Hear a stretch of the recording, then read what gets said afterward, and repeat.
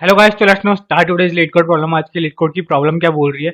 अच्छा, before moving towards the problem ना, 1 minute discussion for दूध जिनके प्रॉब्लम अच्छे समझ में आ चुके और जो कुछ एक बार ट्राई करना चाह रहे हैं। देखो यहाँ पे ना, जैसे ये वाला एग्जांपल ही देख लो। यहाँ पे क्या है, 4 कॉलम्स है और 3 रोज है। इसका मतलब जरूरी नहीं है कि जो भी मैट्रिक्स अपने को गिवन होगी वो स्क्वायर ही हो।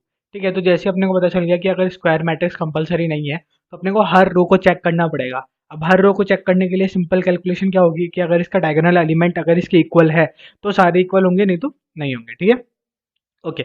अब जिसको समझ में नहीं आया ना, उनको टेंशन लेने की कोई जरूरत नहीं है। अब अपन बड़े आराम से समझने वाले हैं कि बेसिकली सबसे पहले तो ये क्वेश्चन कहना क्या चाह रहा है, उसके बाद में इसकी अप्रोच बिल्ड करेंगे and then finally we will towards move towards the implementation of it. ठीक है, अब यहाँ पे देखो, इस एग्जांपल से यहाँ पे समझते हैं अपन ज़्यादा अच्छे से। यहाँ पे क्या है कि अपने को एक मैट्रिक्स गिवन है। ठीक है, अब इस मैट्रिक्स में सिर्फ और सिर्फ ये बताना है कि ये जो डायगोनल एलिमेंट्स है ना सारे, जैसे ये एक डायगोनल एलिमेंट्स हो गए, ठीक है, ये वाले भी डायगोनल एलिमेंट्स हो गए, तो ये सारे इक्वल है या नहीं है। ठीक है, जैसे ये वाले डायगोनल एलिमेंट्स हैं, ये भी एक डायगोनल एलिमेंट है, ये भी डायगोनल एलिमेंट्स हैं। ठीक है, तो ये सारे इक्वल हैं या नहीं है। अगर इक्वल हैं तब तो ट्रू देना है। ठीक है, और अगर इक्वल नहीं है, जैसे देखो ये वाला तो डायगोनल एलिमेंट था, सही था। ये वाले डायगोनल एलिमेंट इक्वल नहीं थे, यहाँ पे 1 था और यहाँ पे 2 था। ठीक है, तो यहाँ पे क्या आएगा, फॉल्स। ठीक है, देख लेते हैं क्या अपना आंसर यही था। दोनों मैट्रिक्स का देख लेते हैं, दोनों एग्जांपल ले लिया अपन ने। फर्स्ट एग्जांपल लिया, फर्स्ट एग्जांपल में अपना आंसर आ रहा था ट्रू, ओके। सेकंड एग्जांपल लिया, सेकंड में आ रहा था फॉल्स। ठीक है, तो बस इतना ही क्वेश्चन बोलना चाह रहा था। क्वेश्चन कोई ज़्यादा टिपिकल नहीं था। क्वेश्चन में सिर्फ ये एक वर्ड यूज़ कर लिया गया है, बाकी इस वर्ड का मतलब यही है। ठीक है, ठीक है, यहाँ पे क्या समझ में आया आपने को कि जो सारे डायगोनल एलिमेंट्स हैं वो इक्वल होने चाहिए। ठीक है, इतना क्लियर हो गया, क्वेश्चन अपने को क्लियर हो गया। ठीक है, अब अब देखते हैं, अब इसकी ना अप्रोच की तरफ चलते हैं अपन। आज अब अप्रोच की तरफ चलने से पहले ना, जो क्वेश्चन में एक मिसिंग चीज़ है जिसकी वजह से ऐसा हो सकता है कि हाँ डाउट हो अपने को, जहाँ पे अपने को क्वेश्चन करते वक्त दिक्कत आ सकती है, क्या सबसे बड़ी बात है वो, कि यहाँ पे ना ज़रूरी नहीं है कि ये स्क्वायर हो। ठीक है, स्क्वायर मैट्रिक्स जरूरी नहीं है, जैसे कि यहाँ पे है ही ऑलरेडी कि ये स्क्वायर नहीं है। ठीक है, तो अगर अब ये स्क्वायर मैट्रिक्स नहीं है तो अगर अपन इसको अच्छे तरीके से समझे एग्जाम्पल को, तो क्या होगा कि लेट अस जस्ट सपोज कि ये जो दोनों हैं, मान लो कि ये वाली और ये वाली रो एग्जिस्ट ही नहीं कर रही थी। ठीक है, सिर्फ ये रो एग्जिस्ट कर रही थी। अब बताओ ये डायगोनल, मतलब ये जो अपनी क्वेश्चन है उसको सेटिस्फाई कर रही है या नहीं कर रही। हाँ, ऑफ कोर्स ही कर रही है, क्योंकि ये भी अपने आप में डायगोनल है, ये भी अपने आप में डायगोनल है, ये भी अपने आप में डायगोनल है, और ये भी अपने आप में डायगोनल है। ठीक है, और ये सारे के सारे अपने अपने जगह पे बिल्कुल सही है, क्योंकि ये जो डायगोनल फॉर्म कर रहा है वहाँ पे सारे एलिमेंट्स और कोई है ही नहीं। और अगर होते तो डिफॉल्ट केस में अपन क्या मान के चलेंगे कि हाँ इक्वल है। ठीक है, नहीं है तो जैसे इसका कोई डायगोनल एग्जिस्ट नहीं कर रहा, बस ये अकेला ही है, तो हाँ ठीक है। ठीक है, ओके। अब नाउ लेट जस्ट सपोज कि ये जो मैट्रिक्स है, उस मैट्रिक्स में ये वाली रो भी आ गई। ठीक है, पहले ये रो नहीं थी, अब ये रो आ गई है। अब बताना है अपने को। ठीक है, अब देखो, सबसे पहले तो फर्स्ट एलिमेंट को चेक करते हैं। इस वाले को तो भी चेक करने की जरूरत ही नहीं है, इतना तो अपने को समझ में आ गया। ठीक है, कि ये तो बाय डिफॉल्ट हमेशा ट्रू होगी होगी जीरो वाली। क्यों? क्योंकि वो उसी के हिसाब से अपन आगे चेक कर सकते हैं। बाकी अगर सिर्फ और सिर्फ अपने को फर्स्ट रो दी हुई होती तो वो हमेशा ट्रू ही होती है। ठीक है, सेकंड रो पे आए। अब ये 5 है, यहाँ पे कुछ भी और भी दिया होता just other than 5 as well, तो क्या अपन उसको चेक कर सकते थे? नहीं, वो तो अपने आप का एक सिंगल ही तो बना रहा है ना डायगोनल। अभी तक नीचे वाली तो रो है ही नहीं, तो ये तो अपना सिंगल डायगोनल ही बना रहा है। हाँ, तो इसका तो कोई लेना देना है ही नहीं। ठीक है, तो इसको भी अपन स्किप कर सकते हैं अभी के लिए। फिर अपन आए इस पे। ठीक है, अब ये एक डायगोनल फॉर्म कर रहा था जो कि यूं जा रहा था, तो इसका हमेशा चेक करना पड़ेगा। ठीक है, इसका भी हमेशा चेक करना पड़ेगा, बिल्कुल सही बात है। और इसका भी, इस वाले 3 का भी चेक करना पड़ेगा।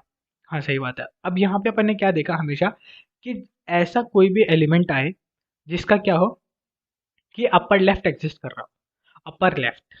ठीक है, अपर लेफ्ट का मतलब क्या हो गया कि रो में भी एक ऊपर वाली और कॉलम में भी एक ऊपर वाला, मतलब एक लेफ्ट वाला। सही है, जब भी कभी अगर ये एग्जिस्ट कर रहा हो ना तो ही अपने को चेक करना है। सही है, अब जैसे यहाँ पे क्या हुआ, दो इस पॉइंट ऑफ टाइम पे दोनों रोज अपनी करेक्ट हो गई। हाँ, अब ये एक नई रो इंट्रोड्यूस हुई अपने सामने इसी मैट्रिक्स में, लेट जस्ट सपोज।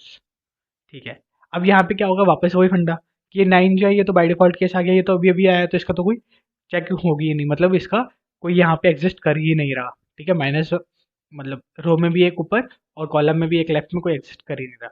ठीक है, अब यहाँ पे है 5 पे, 5 में ऐसा एग्जिस्ट कर रहा था तो हाँ बिल्कुल चेक करेंगे, हाँ इक्वल है। ठीक है, ये 1 था तो 1 में बिल्कुल एग्जिस्ट कर रहा था तो बिल्कुल चेक करेंगे। अच्छा, आप एक बात बताओ, इसकी तो ऊपर भी एग्जिस्ट कर रहा था, तो क्या ऊपर भी चेक करेंगे? नहीं, जरूरत ही क्या है, अगर ये वाली रो एकदम करेक्ट है, ठीक है, तो बस इस रो के हिसाब से चेक कर लेंगे।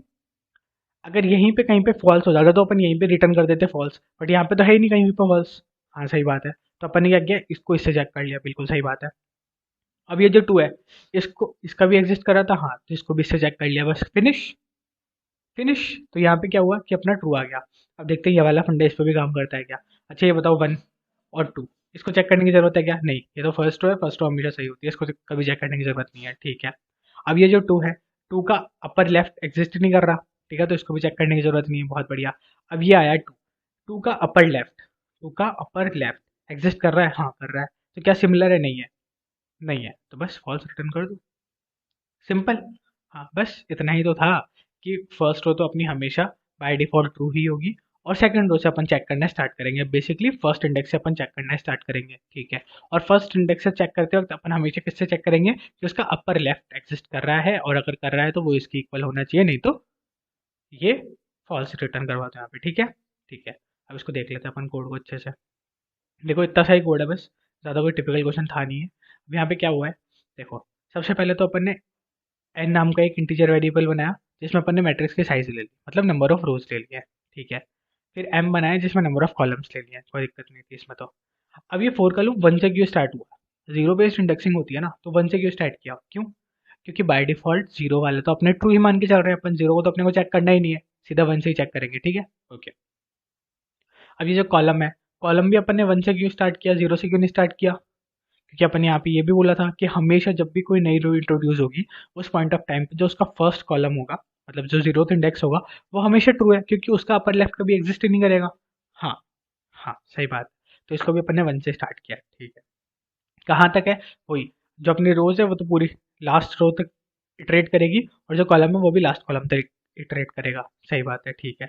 अब यहाँ पे इस पॉइंट ऑफ टाइम पे अपन ने क्या बोला कि इफ जो मैट्रिक्स का आई कॉमा जे है, पहले ये वाली देख लो, आई कॉमा जे, मतलब ये वाली कंडीशन ले लेते हैं एक बार, लेट अस जस्ट सपोज कि आई कॉमा जे जो है वो अगर इक्वल नहीं होता, नॉट इक्वल टू होता है मैट्रिक्स के आई माइनस वन और जे माइनस वन, तो आई माइनस वन कौन सा हुआ, मतलब कि इस रो के ऊपर वाला रो, हाँ ठीक है, और जे माइनस वन मतलब कि ये वाला कॉलम, तो अगर ये दोनों किसी भी पॉइंट ऑफ टाइम पे इक्वल नहीं होते हैं, जैसे या फिर ये दोनों इक्वल नहीं होते हैं या ये दोनों इक्वल नहीं होते हैं, तो वहां पे क्या करा दो, रिटर्न फॉल्स, ठीक है। और नहीं तो अगर ये पूरी मैट्रिक्स पे अपन बड़े आराम से इटरेट कर पा रहे हो और कभी भी ऐसी कोई कंडीशन अराइव नहीं हो रही है, तो लास्ट में रिटर्न क्या करा दोगे, ट्रू।